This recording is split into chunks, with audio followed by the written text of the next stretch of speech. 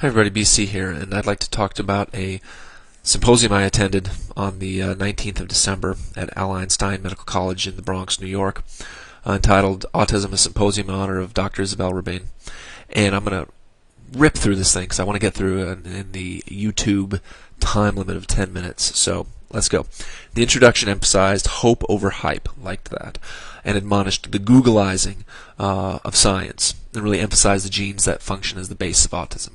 Right then and there, I knew I was in the right spot. The first speaker was Dr. Christopher Gilberg, Mudfud out of Europe, and spoke about autism, epidemic, endemic, or just there. Emphasized conditions rather than disorders, which is another theme of many different bloggers in the Autism Hub, and also described these conditions as not being as cohesive as once thought. Another thing that has been described at length, the autisms.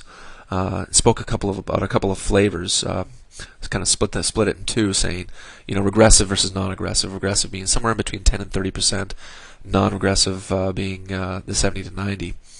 And distinguished against Asperger's syndrome, and really spoke at length about not liking high versus low functioning autistic. Doesn't feel that they're appropriate, and I think a lot of us agree. Spoke about Haller syndrome, PDD-NOS, and these broader phenotypes, pushing forward some broader phenotypes, and what that does to the numbers, as we all have been looking at and discussing lately. Talked at length about childhood autism prior to 3 years old, and said that the DSM-4 is problematic because it actually warns against diagnosis because of other coexisting conditions, ADHD, etc. And if you get into Paul Grinker's book, Unstrange Minds, he talks a great deal about that as well. He, laughingly says that Asperger's own cases couldn't even meet the current diagnostic criteria, and that therefore the criteria is really not relevant because no one can truly meet it. He puts forward an alternate methodology detailing requiring 5 out of 6 symptoms to be held, including social impairment, narrow field of interest, routine and rituals, speech and language peculiarities, nonverbal communication problems, and motor clumsiness.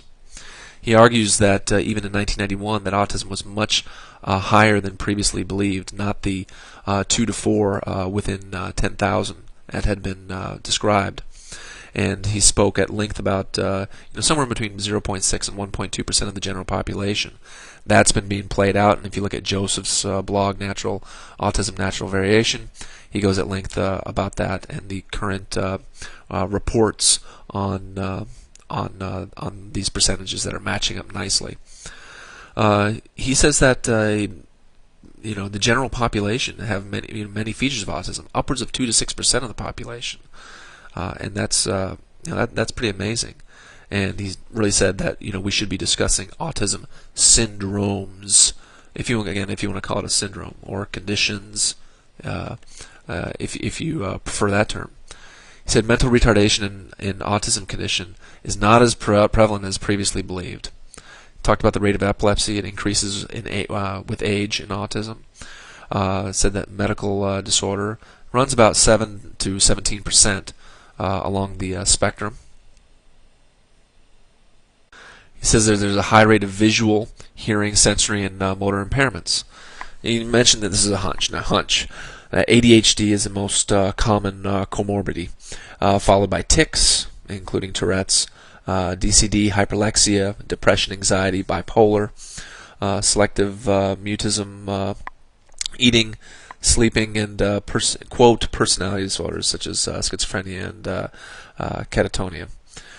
Genetics, he goes into genetics saying siblings are affected in about 3% of the core syndrome, 10 to 20% of the spectrum. He talked about Rett syndrome and ASD and mentioned that a speech-preserved variant of Rett syndrome may indeed be indistinguishable from ASD. Better diagnosis creates a more autism-friendly environment in society, which of course is more beneficial than anything with regard to the development of someone post-diagnosis. And he made some generalizations. He said if there's no language before 3, that's usually autism. He said some language before 3, there's a good prognosis, and many times you have like an autism spectrum disorder, specifically say PDD-NOS. If there's loss of language before 3, then there's a very good chance of losing one's diagnosis, even if it is a diagnosis of autism at an early age. And he went on to say that people with autism are not autists. They have autism, and he calls autism a problem. And I know there's a lot of people out there that agree with this, a lot of people that disagree. Nevertheless, that's what he was saying here. He said the prevalence of autism is not increasing. And he said many men, and again, this was, I know a lot of people laugh at this. This is, I think, research from SBC for short, from England, saying that many men with autism spectrum have foreign wives who'd be more accepting of their peculiarities, or tend to rationalize it as if, and this is a quote, "Oh, he's Swedish, so he's different." Nevertheless, moving on. Okay, Anthony Monaco Mudfud from England, geneticist, spoke that twins, and again this is mono versus dizygotic concordance rate of say 60% to 0% for strict what some people term full-blown autism, but for a broader spectrum disorder, he says it's 92% to 10% for mono to dizygotic, and there's an unknown mode of inheritance. He's guessing that somewhere in between 50 and 100 genes are involved in autism spectrum disorder, and each contribute a small amount to the genetic heterogeneity. He feels that some genetic linkages on chromosomes 2, 7, 6, 16, 19, but he doesn't feel in 11. And they're coming up with 2 models. First model, multiple rare variance model. The strategy is exhaustive candidate gene screening.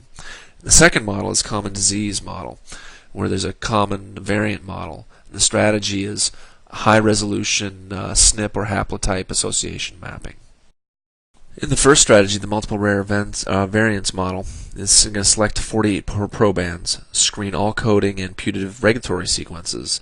It's very laborious, and they couldn't do it for over 50 genes. The results are inconclusive. They just can't find any hot genes. But they can find some rare mutations in MECP2, Relin, Neuralingans 3 and 4, Shank, and Nerexin, validating other methodologies at this point. The second strategy is a high-throughput SNP via the Illumina platform, and they term this the Autism Genome Project to do this for chromosomes 2 and 7. IMMPL2 comes up as linked, and several breakpoints in the gene are attributed to Tourette syndrome. IMMPL2 is a intermembrane mitochondrial protease. Autism Speaks funded them to do 1,492 families with the Affymetrix 10K array. There's no good results, but chromosomes 2 and 7 do come up very slightly. There is a genetic linkage peak on chromosome 11, but what they can do, in fact, is analyze the data for copy number variants. So in doing so, they identified 17 de novo copy number variants. 18 copy number variants overlapped along autism spectrum disorder related genes.